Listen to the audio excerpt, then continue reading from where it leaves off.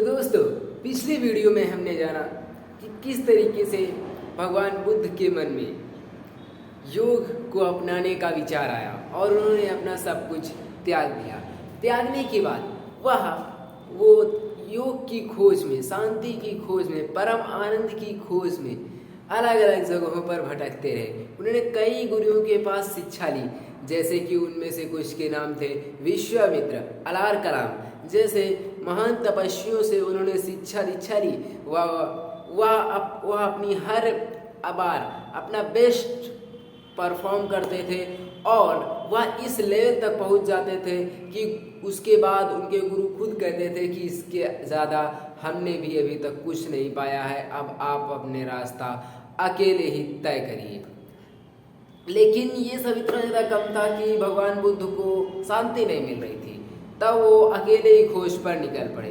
उन्होंने अन्न खाना पीना सब कुछ त्याग दिया। वो एकदम हष्ट पुष्ट थे, पहले वो एकदम सूख के एकदम काटा हो गए, लेकिन उन्होंने खाना पीना नहीं शुरू किया।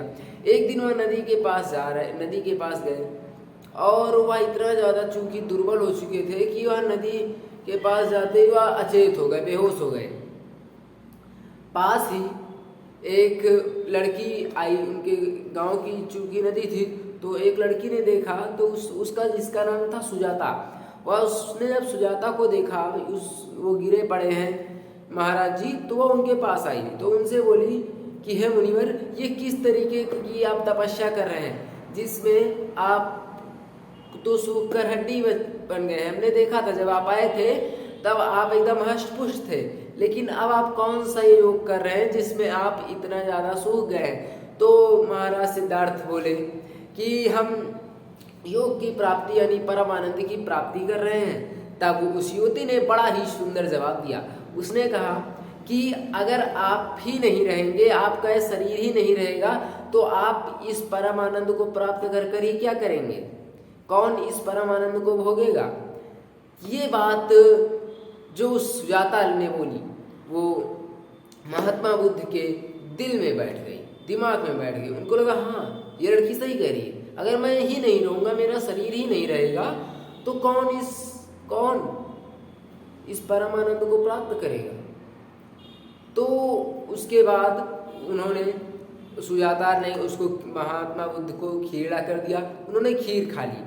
खीर खाने के बाद उन्होंने अपने मन में दृढ़ निश्चित किया कि मैं अभी तक गलत रास्ते पर चल रहा था, लेकिन मैं अब सही रास्ते पर आ गया हूँ और अब मैं ध्यान में बैठ जाऊंगा और तब तक नहीं उठूंगा जब तक मुझे परम आनंद की प्राप्ति नहीं हो जाती। और फिर उस दिन के बाद वह वहीं पर पीपल के पेड़ के नीचे बैठ गए और तब तक बैठे रहे जब तक उन्हें परम आनंद की प्राप्ति नहीं हुई। आखिरकार वो घड़ी आ गई जब उन्हें परम आनंद की प्राप्ति हो गई।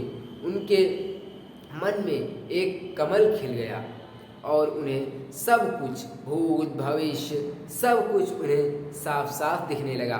उनके शिष्यों ने देखा कि किस तरीके से उनके मुखमंडल पर एक आभा आ चुकी थी। अब वह सिद्धार्थ नहीं बल्कि बुद्ध बन चुके थे। अब इस सभी घटनाओं से हमें क्या सीख लेनी चाहिए? तो हमें ये सीख लेनी चाहिए अपने विचारों पर अमल करना चाहिए। अगर हम किसी चीज़ को सोचते हैं कि हमें करना है तो हमें दृढ़ संकल्पी होना चाहिए। एक बार अगर संकल्प ले लिया तो उसे हमें किसी भी हालत में तोड़ने नहीं देना चाहिए, तभी हमें सफलता अवश्य मिलती है। पॉइंट नंबर टू ये कि कभी भी हमें किसी भी व्यक्ति के बातों को नज़रअंदाज नहीं करना चाहिए, क्योंकि देख सकते हैं, आपने अभी भी देखा, जो बात उन्हें महाज्ञानी पुरुष नहीं बता सके वो एक छोटे से गांव की रहने वाली युवती ने उन्हें समझा दिया। इसलिए हमेशा जो भी आपके पास आए उसकी बात एक बार अवश्य सुने व उसकी बात पर विचार करें। धन्यवाद। मिलते हैं आपसे अगली वीडियो में, तब तक के लिए जय हिंद, जय भारत।